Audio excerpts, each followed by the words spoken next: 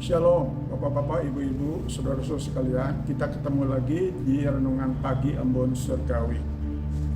Hari ini saya ambil judul Jangan Remehkan Yang Kecil.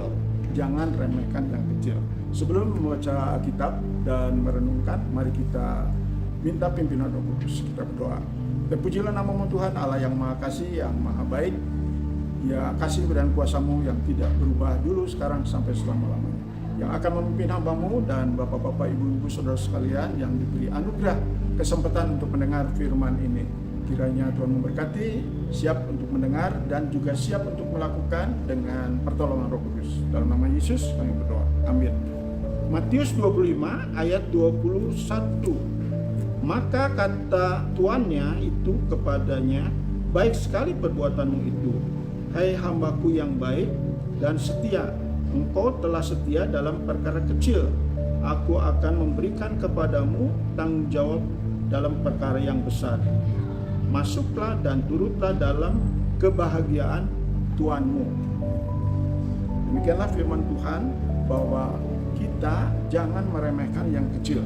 Kalau kita setia dari yang kecil, maka Tuhan menjanjikan perkara yang besar.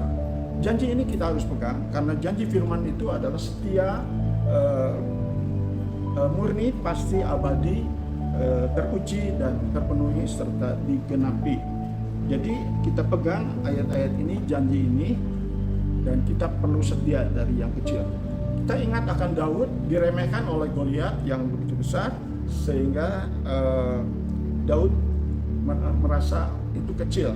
Tetapi ternyata yang kecil itu kalau bersandar kepada Tuhan menjadi besar kuasanya menghadapinya, sehingga Goliat yang besar dapat dikalahkan.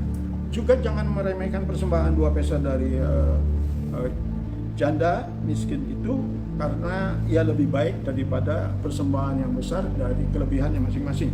Itulah penilaian daripada Yesus, sehingga kita jangan meremehkan yang kecil. Bahkan pada waktu zaman Gideon, jangan meremehkan pasukan yang kecil yang diingini oleh Tuhan, yaitu 300 daripada puluhan ribu pasukan, sehingga nanti akan menjadi megah diri atau sombong. Tetapi kalau kecil karena bersandar kepada Tuhan, maka nanti Tuhanlah yang dipermuliakan, sehingga hal yang mustahil bisa berhasil. Juga jangan meremehkan kota yang kecil, yaitu Bethlehem. Di sanalah akan lahir seorang yang besar, yaitu raja dari segala raja, yaitu Yesus Kristus. Juga jangan meremehkan anak kecil, karena anak kecil juga dipakai oleh Tuhan, sehingga ia bisa mempersembahkan 5 roti dan 2 ikan. Dan juga sikap-sikap anak kecil juga dihargai oleh Yesus. Kalau ingin menjadi besar di surga, maka kita harus seperti anak kecil itu. Demikian juga hati-hati dengan lidah yang kecil, karena sangat berbahaya. Tetapi kalau kita bisa mengendalikan, maka itu yang menjadi sempurna. Bukankah dalam Matius 5 ayat 48 bahwa jadilah engkau sempurna seperti Bapa di surga. Itu bisa terjadi karena Tuhan yang menyuruh. Karena ada perlengkapan senjata, ada pertolongan dari Roh Kudus, akan mencapai dari yang kecil bisa menjadi yang besar. Nah, juga pada waktu kita ingat hukum Taurat, atau juga ada anak muda yang kaya. Kalau hukum Taurat ada 10, walaupun yang besar 9, kalau satu meleset, yang kecil jangan diremehkan, sehingga semuanya akan sia-sia.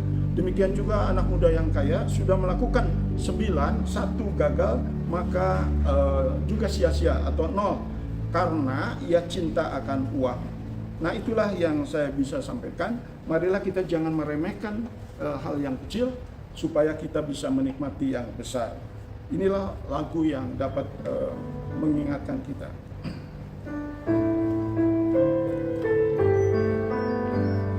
Baik sekali perbuatanmu, hai hamba yang baik dan setia. Setia dalam perkara yang kecil sekalipun, ku akan memberikan padamu perkara yang besar.